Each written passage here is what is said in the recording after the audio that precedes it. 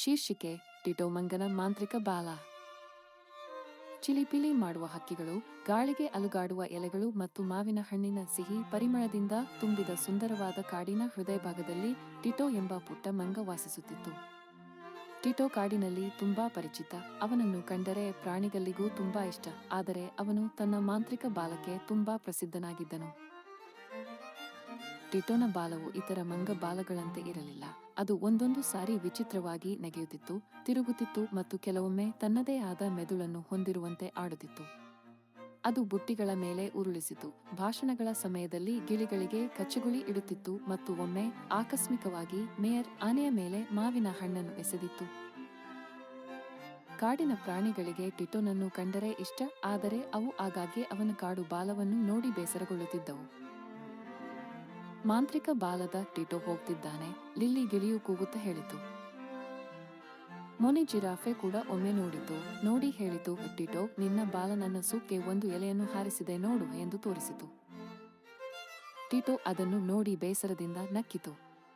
ಆದರೆ ಒಂದು ದಿನ ಆಕಸ್ಮಿಕವಾಗಿ ತನ್ನ ಸ್ನೇಹಿತ ಕೋತಿ ತಲೆಯ ಮೇಲೆ ಅನಾನಸ್ ಹಣ್ಣನ್ನು ಎಸೆದ. ಸ್ನೇಹಿತ ಕೋತಿಯು ತಲೆ ಸುತ್ತಿ ಬಿದ್ದನು. ಟಿಟೋ ನಿಟ್ಟುಸಿರು ಬಿಟ್ಟನು. ಸ್ನೇಹಿತ ಕೋತಿಯು ಎದ್ದ ಮೇಲೆ ಅವನ ಹತ್ತಿರ ಟಿಟೋ ಕ್ಷಮೆ ಕೇಳಿದನು. ನನಗೆ ಎಲ್ಲರಂತೆ ಸಾಮಾನ್ಯ ಬಾಲ ಏಕೆ ಇರಬಾರದು ಎಂದು ಟಿಟೋ ಕೋತಿಯು ಅಂದುಕೊಂಡನು. ಆ ರಾತ್ರಿ ಕಾಡಿನ ಮೇಲೆ ನಕ್ಷತ್ರಗಳು ಮಿನುಗುತ್ತಿರುವಾಗ ಟಿಟೋ ಒಂದು ನಿರ್ಧಾರ ತೆಗೆದುಕೊಂಡನು. ನಾನು ಈ ಬಾಲವನ್ನು ತರಬೇತಿ ಮಾಡುತ್ತೇನೆ. ನಾನು ಅದನ್ನು ಸರಿಯಾದ ಮಂಗ ಬಾಲದಂತೆ ಮಾಡುತ್ತೇನೆ ಅಂದುಕೊಂಡನು. ಮರುದಿನ ಬೆಳಿಗ್ಗೆ ಅವನು ಬಾಲ ತರಬೇತಿ ಪ್ರಾರಂಭಿಸಿದನು. ಅವನು ಬಾಳೆಹಣ್ಣುಗಳನ್ನು ಕೋಲುಗಳಿಗೆ ಕಟ್ಟಿದನು. ಅವನು ತನ್ನ ಬಾಲಕ್ಕೆ ಕುಳಿತುಕೋ ಮತ್ತು ಇರುವೆ ಎಂದು ಪಿಸುಗುಟ್ಟಿದನು. ಅದು ಕೇಳುತ್ತದೆ ಎಂದು ಆಶಿಸುತ್ತಾ ಅವನು ಅದು ಮಲಗುವ ಸಮಯದ ಕಥೆಗಳನ್ನು ಸಹ ಓದಿದನು. ಆದರೆ ಅದರ ತರಬೇತಿ ಮಾಡಿದಂತೆ ಅದು ಟಿಟೋನ ಮಾತು ಕೇಳದಂತೆ ಆಯಿತು. ನಂತರ ಒಂದು ಮಧ್ಯಾಹ್ನ ಟಿಟೋ ತನ್ನ ಮೂಗಿನ ಮೇಲೆ ಬಾಳೆಹಣ್ಣನ್ನು ಬ್ಯಾಲೆನ್ಸ್ ಮಾಡುತ್ತಿದ್ದಾಗ, ಏಕೆ ಎಂದು ಕೇಳಬೇಡಿ, ಗಾಳಿಯು ವಿಚಿತ್ರವಾದ ಹಸಿರು ಬೆಳಕಿನಿಂದ ಮಿನುಗಿತು. ಮಾಂತ್ರಿಕನ ಟೋಪಿಯಲ್ಲಿ ಹೊಳೆಯುವ ಉಸರವಳ್ಳಿ ಹೊಗೆಯ ಉಬ್ಬರದೊಂದಿಗೆ ಕಾಣಿಸಿಕೊಂಡಿತು. ನೀವು ನಿಮ್ಮ ಬಾಲದ ಕಂಟ್ರೋಲ್ ಅನ್ನು ಹುಡುಕುತ್ತಿದ್ದೀರಾ?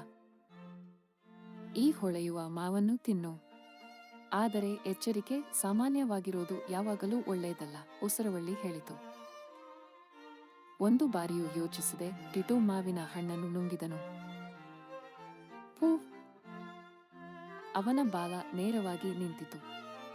ಇನ್ನು ಮುಂದೆ ವಿಚಿತ್ರವಾಗಿ ನೆಗೆಯುವುದಿಲ್ಲ, ಇನ್ನು ಮುಂದೆ ತಿರುಗುವುದಿಲ್ಲ, ಇನ್ನು ಮುಂದೆ ಏನೂ ಇಲ್ಲ. ಟಿಟೋ ರೋಮಾಂಚನಗೊಂಡನು. ನೋಡಿ, ನಾನು ಈಗ ಸಾಮಾನ್ಯ ಕೋತಿ ಎಂದು ಖುಷಿಯಿಂದ ಟಿಟೋ ಕೋತಿಯು ಕೂಗಿದನು.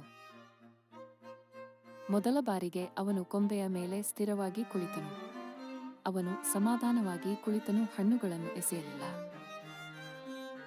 ಆದರೆ ಏನೋ ಕಾಣೆಯಾಗಿತ್ತು. ಆ ರಾತ್ರಿ ಗ್ರೇಟ್ ಜಂಗಲ್ ಪಾರ್ಟಿಯಲ್ಲಿ ಎಲ್ಲಾ ಪ್ರಾಣಿಗಳು ನೃತ್ಯ ಮಾಡುತ್ತಿದ್ದವು ಮತ್ತು ಆಡುತ್ತಿದ್ದವು. ಟಿಟೋ ಸದ್ದಿಲ್ಲದೆ ಕುಳಿತನು. ಅವನ ಬಾಲವು ಅಲ್ಲಿ ನೇರವಾಗಿ ನೇತಾಡುತ್ತಿತ್ತು. ಇದ್ದಕ್ಕಿದ್ದಂತೆ ಕ್ರ್ಯಾಶ್!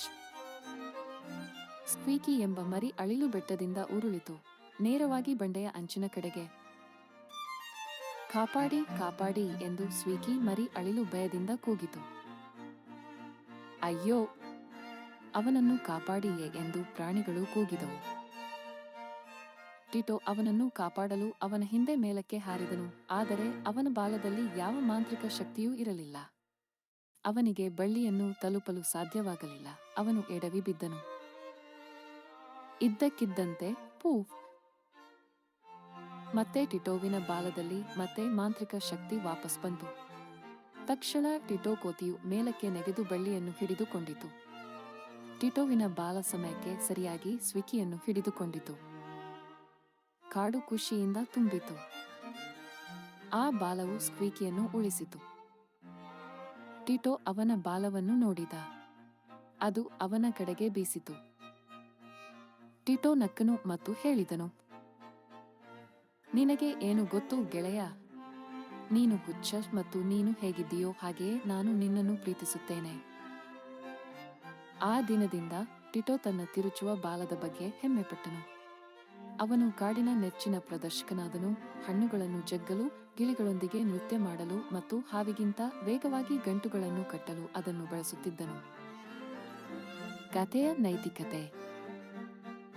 ಕೆಲವೊಮ್ಮೆ ನಿಮ್ಮನ್ನು ವಿಭಿನ್ನರನ್ನಾಗಿ ಮಾಡುವ ವಿಷಯವೇ ನಿಮ್ಮನ್ನು ವಿಶೇಷವಾಗಿಸುತ್ತದೆ.